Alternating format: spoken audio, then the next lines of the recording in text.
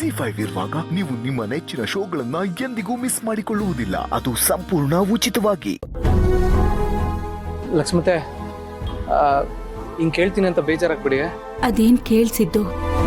ಅದು ಆ ಹುಡುಗ ಸಿಕ್ಕಿದ್ರೆ ನೀವೇನ್ ಮಾಡ್ತೀರ ಲಕ್ಷ್ಮತೆ? ಅಂದ್ರೆ ನಿಮ್ ಮನ್ಸಲ್ಲಿ ಏನಿದೆ ಅಂತ ತಿಳ್ಕೊಳಕ್ ಹಿಂಗ್ ಕೇಳ್ತೇವನಷ್ಟೇ.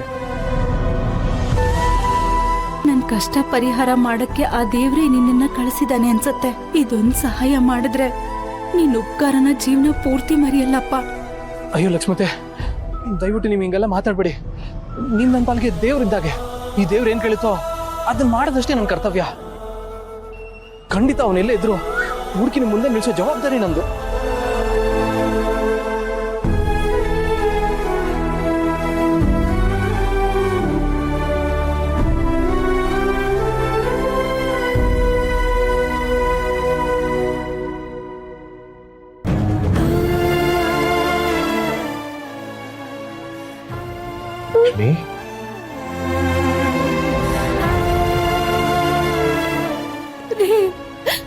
ಅವನ್ ನಮಗ್ ಮೋಸ ಮಾಡ್ಬಿಟ್ಟಾರೆ.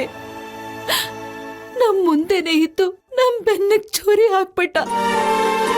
ಒಳ್ಳೆ ಒಳ್ಳೆ ಮಾತಾಡಿ ವಿಷ ಹಾಕ್ಬಿಟ್ಟಾರೆ, ವಿಷ ಹಾಕ್ಬಿಟ್ಟ. ಸಮಾಧಾನ ಮಾಡ್ಕೋ ಲಕ್ಷ್ಮಿ, ಸಮಾಧಾನ ಮಾಡ್ಕೋ. ಹೇಗ್ರಿ ನಮ್ಮವ್ರೇ ಅನ್ಕೊಂಡವ್ರು ನಮ್ ಬೆನ್ನಿಗೆ ಚೂರಿ ಹಾಕ್ದಾಗ ಎಲ್ಲಿ ಸಮಾಧಾನ ರೀ?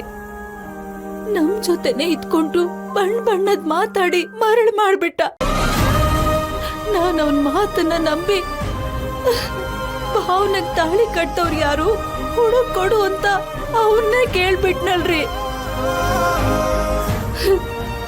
ನನ್ ಜೀವನದಲ್ಲಿ ನಿಮ್ಮನ್ನ ಬಿಟ್ರೆ ನಾನ್ ನಿಮ್ಮಷ್ಟೇ ಇನ್ನೊಬ್ಬ ವ್ಯಕ್ತಿನ ನಂಬಿದ್ದು ಅವನ್ನೇ ಕಣ್ರಿ. ಆ ನಂಬಿಕೆಗೆ ಮೋಸ ಮಾಡ್ಬಿಟ್ಟು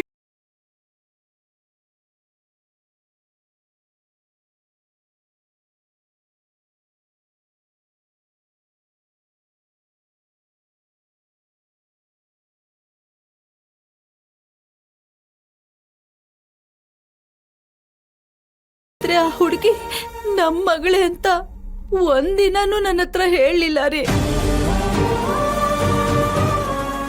ಪ್ರತಿ ಸಲ ನಾನ್ ಅವನ ಹತ್ರ ಅವನ ವಿಷಯ ಮಾತಾಡ್ದಾಗ್ಲೆಲ್ಲ ನಾನ್ ನೋಡ್ಕೋತೀನಿ ಅಂತ ಸುಳ್ಳು ಭರವಸೆ ಕೊಡ್ತಿದ್ದೆ ಹೊರತು ಆ ಮೋಸ್ಗಾರ ಅವನೇ ಅಂತ ಒಂದ್ಸಲನೂ ಬಿಟ್ಕೊಡ್ಲಿಲ್ಲ ರೀ.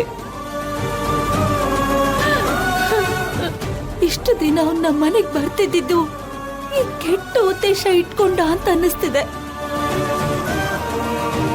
ಪ್ರತಿ ಸಲ ಅವನ್ ನನ್ನ ಹತ್ರ ಮಾತಾಡೋವಾಗ ಅವನ್ ಮನಸ್ಸಾಕ್ಷಿ ಚುಚ್ಚಲೇ ಇಲ್ವೇನ್ರಿ? ನನ್ನ ಮಗಳು ಮಲಗಿದ್ದಾಗ ಅವಳು ಕುತ್ತಿಗೆ ತಾಳಿ ಕಟ್ಟಿ ಅವಳ ಜೀವನನೇ ನರಕ ಮಾಡ್ಬಿಟ್ನಲ್ಲ.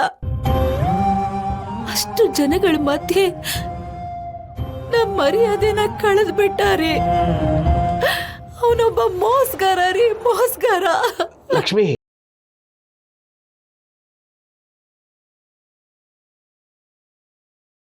ಜಿ5 ಆಪ್ ಡೌನ್ಲೋಡ್ ಮಾಡಿ ಎಲ್ಲಾ ಸಂಚಿಕೆಗಳನ್ನು ಸಂಪೂರ್ಣ ಉಚಿತವಾಗಿ ನೋಡಿ.